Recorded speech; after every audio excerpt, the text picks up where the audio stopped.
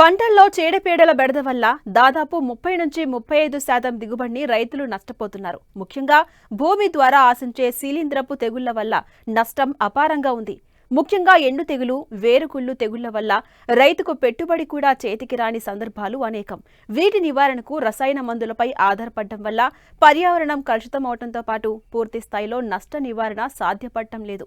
అయితే ఈ శిలీంధ్రపు తెగుళ్లను అతి తక్కువ ఖర్చుతో అరికట్టే పరిష్కారం ఇప్పుడు రైతుల ముందే ఉంది.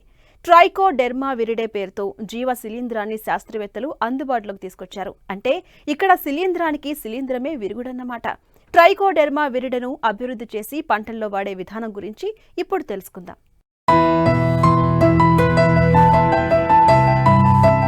ట్రైకోడెర్మా విరిడి అనేది బూజు జాతికి చెందిన శిలీంద్రనాశిని. ఇది పంటలకు హాని కలిగించే శిలీంధ్రాలను ఆశించి నిర్మూలిస్తుంది. వివిధ పంటల్లో శిలీంధ్రపు తెగుళ్లైన ఎండు తెగులు, వేరుకుళ్ళు తెగుళ్లను సమర్థవంతంగా అరికట్టడానికి ట్రైకోడెర్మా విరిడి జీవ శిలీంధ్రం ఎంతో ఉపయోగపడుతుంది. ఇది ఫంగస్ ఆధారిత జీవ రసాయనం.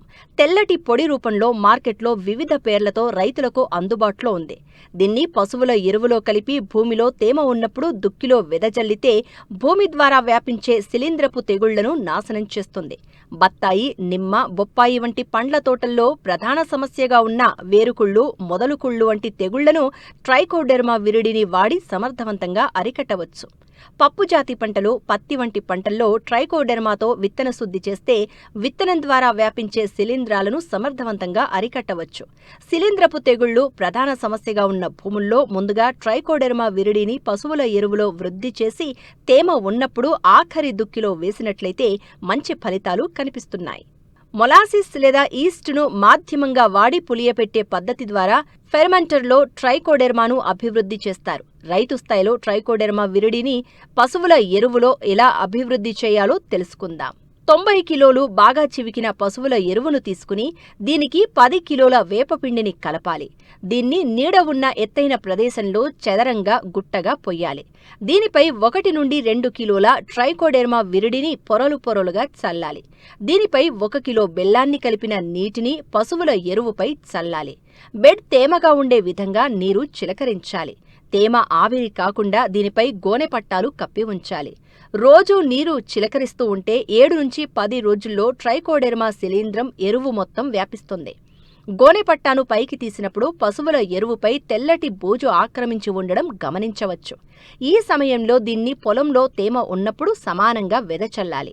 పండ్ల తోటల్లో నీరు పెట్టిన తర్వాత ఈ ట్రైకోడెర్మా విరిడి మిశ్రమాన్ని పాదు చుట్టూ సమానంగా వెదచల్లితే వేరుకుళ్ళు, మొదలుకుళ్ళును సమర్థవంతంగా అరికట్టవచ్చు. పంటలు విత్తేటప్పుడు విత్తన శుద్ధిగా కిలో విత్తనాలకి 8 గ్రాముల ట్రైకోడెర్మాను పట్టించాలి. దీనివల్ల మొక్కల వేర్ల చుట్టూ ట్రైకోడెర్మా శిలీంధ్రం అభివృద్ధి చెంది వేరుకుళ్ళు తెగులు నుంచి పంటను రక్షిస్తుంది. దీన్ని రసాయన ఎరువులు, పురుగు మందులతో కలిపి వాడకూడదు. ఒకవేళ వాడాల్సి వస్తే కనీసం 15 రోజుల వ్యవధి ఇవ్వాలి. జీవన ఎరువులు, సేంద్రియ ఎరువులతో కలిపి వాడవచ్చు. ట్రైకోడెర్మాను చల్లని పొడి ప్రదేశంలో నిల్వ చేయాలి. తయారు చేసిన 6 నెలల్లోగా వాడుకోవాలి. ప్రస్తుతం కిలో ప్యాకెట్ ధర 100 నుంచి 120 రూపాయలకు మార్కెట్లో లభ్యమవుతుంది. తక్కువ ఖర్చుతో శిలీంధ్రపు తెగుళ్లను నివారించగల ట్రైకోడెర్మా విరిడి శిలీంధ్రాన్ని పర్యావరణ హితంగా రైతు మిత్రునిగా చెప్పుకోవచ్చు.